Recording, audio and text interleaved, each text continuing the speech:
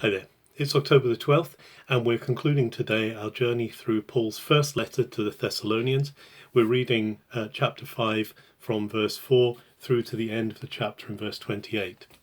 So Paul has been talking about the suddenness of the coming of the Lord when it comes.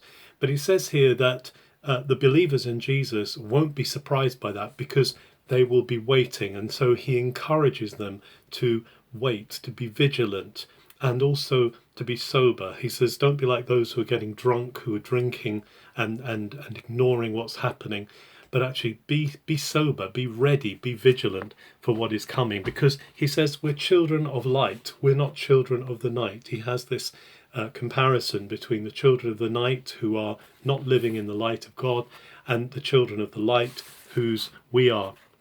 We're people of the day.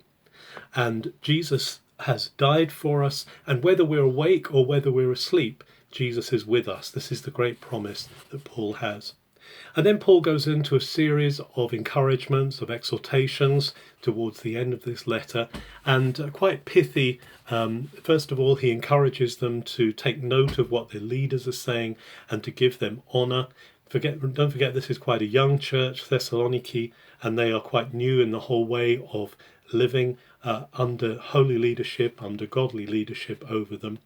And he also encourages them to warn those who are out of line, to apply correction gently.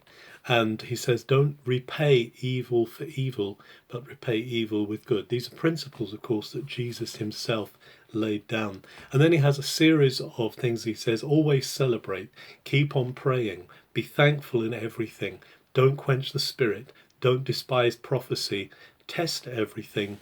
If something is good, hold fast to it. If something is evil, keep well away. Very pithy things to say, perhaps coming to the end of his available parchment here, but in Greek these are just two word encouragements, but very powerful, sticking with the hearers and remaining in their minds and in their hearts.